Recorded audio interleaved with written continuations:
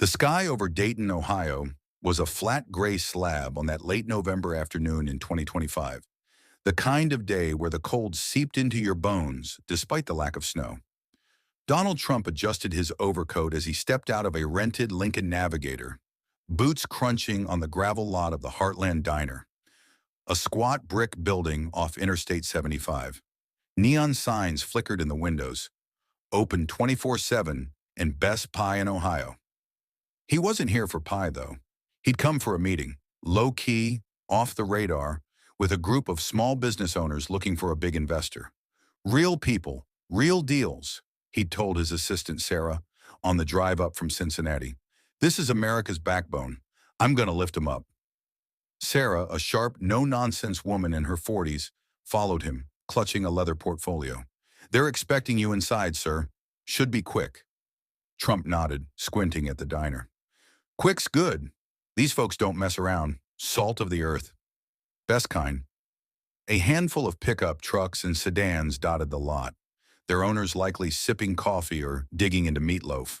No cameras, no crowds, just the hum of a working-class town. Perfect.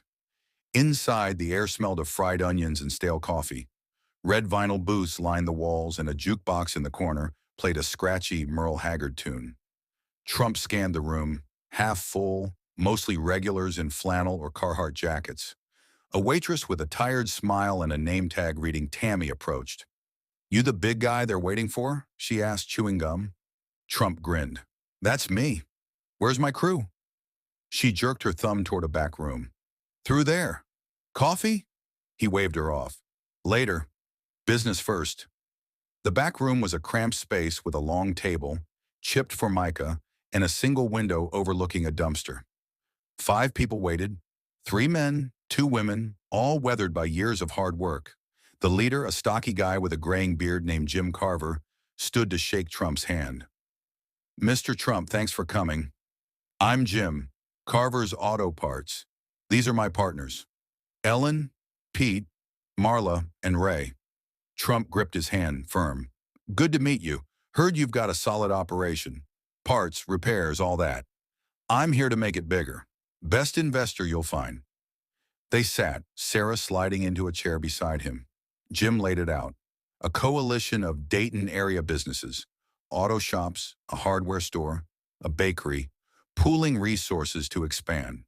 We're doing okay, Jim said, but we need capital to scale, new locations, better inventory. You're the guy who gets it done. Trump leaned forward. Damn right. I've built empires. Real ones, not just talk. What's your ask? Ellen, a wiry woman with a smoker's rasp, spoke up. $2 million gets us rolling. You'd get 30% ownership, profit share. Fair deal. Trump nodded. Fair's a start. I like it. Let's hammer it out. The talks went smooth at first, numbers crunched, timelines sketched. But a flicker of unease crept in. Pete, a lanky guy with a faded Reds cap, kept glancing at Ray, a burly man with a buzz cut, whenever Trump spoke. Marla, the youngest, fidgeted with her pen, avoiding eye contact. Trump caught it but didn't push. Instincts, he'd say later. Best radar in the game. After an hour, they had a handshake deal, $2 million for 30%, details to be finalized by week's end. You've got a winner here, Trump said, standing. I don't back losers. The trouble started small. That evening, back at a modest hotel near the highway, Trump ordered dinner from the diner. Takeout, a burger and fries. It arrived cold, the bun soggy, delivered by a kid who barely mumbled, sorry, before bolting. Trump tossed it in the trash. Sloppy, he muttered to Sarah. Thought they'd do better after that meeting. She shrugged. Busy night, maybe? He frowned. Maybe. The next day, he returned to the diner for a follow-up. Jim greeted him warmly, but the others were colder. Ellen barely nodded. Pete stared at his coffee. Trump sat, sensing the shift. All right, let's lock this down. $2 million, 30% papers by Friday. Any snags? Ray spoke up, voice gruff. Yeah, a snag. We're rethinking your cut. Maybe 20% instead. Trump's eyes narrowed. Rethinking? We shook on 30. What's this? Ellen crossed her arms. Your name's a liability around here. Some folks don't like it. Customers, suppliers. We're protecting our bottom line. Trump leaned back, hands clasped. Liability. I'm the asset, best there is. You think my name hurts you? It's gold. People love me, or they hate me, because they can't match me. Pete smirked. Love or hate, it stirs trouble. We've heard grumbling already. Trump's voice hardened. Grumbling? You're small time. I'm in the big leagues. Don't back out now. You'll regret it. Jim raised a hand. No one's backing out, just adjusting. We'll talk it over. Trump stood. Talk fast. I don't wait. Back at the hotel, he paced, venting to Sarah. They're screwing me. Think they can nickel and dime me. I've seen this play before. Sarah frowned. They seemed solid yesterday. What changed? Trump stopped, pointing. That's the question. Something's up. Dig into it. She nodded, pulling out her laptop. On it, sir. The hostility thickened by morning. Trump stopped at the diner for coffee. Same booth, same crowd. But Tammy, the waitress, took her time, serving two guys in trucker hats first despite him being there earlier.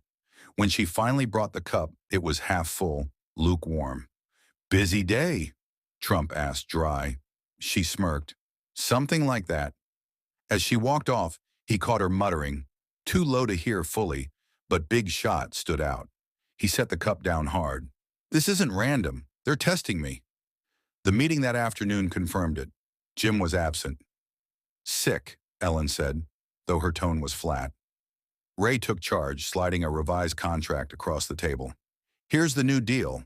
1.5 million, 15%. Take it or leave it. Trump didn't touch it. Leave it? You're joking. We had 30%. You're gutting me. What's the game? Ellen smirked. No game.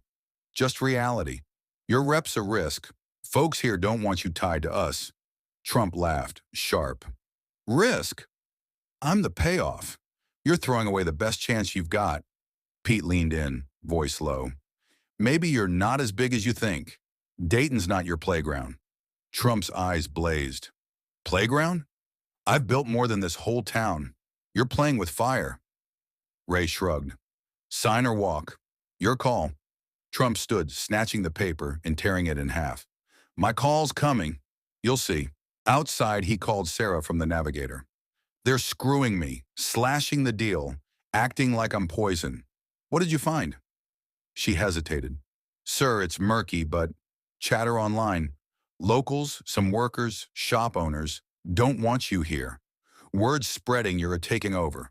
Sounds coordinated. Trump gripped the phone. Coordinated? They're ganging up. Get Mike, security, and Linda, legal. We're hitting back.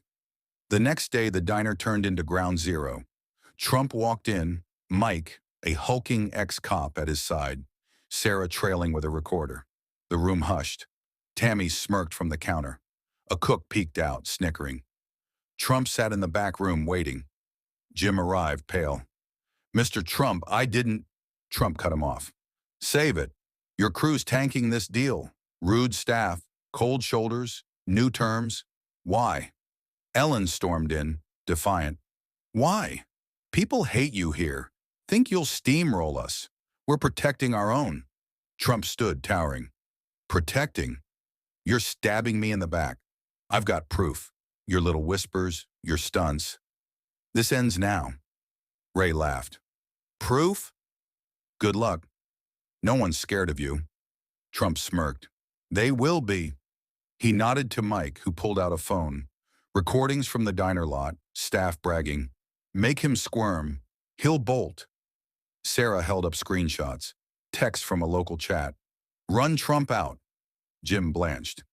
I didn't know. Trump waved him off. You're in or you're out. Pick a side. Ellen smirked. We're out. Deal's dead. Trump turned to Mike. Call it in. Within hours, the story broke. Trump targeted by Ohio business clique. Local news swarmed the diner. Social media lit up with diner staff clips, smug and mocking. Big mistake, Trump told Sarah, watching from the hotel. They're done. The fallout was swift. Customers boycotted Carver's auto parts. Ellen's bakery shuttered under bad press. Jim called, begging. I'll sign. Original terms. Please stop this, Trump laughed. Too late. You picked the wrong fight. Linda filed suits, defamation, breach of contract. While Dayton split, some cheered Trump's stand, others cursed his shadow. He left town a week later, the navigator rolling past faded for sale signs. Respect's earned, he said to Sarah, the city shrinking behind. They learned that the hard way.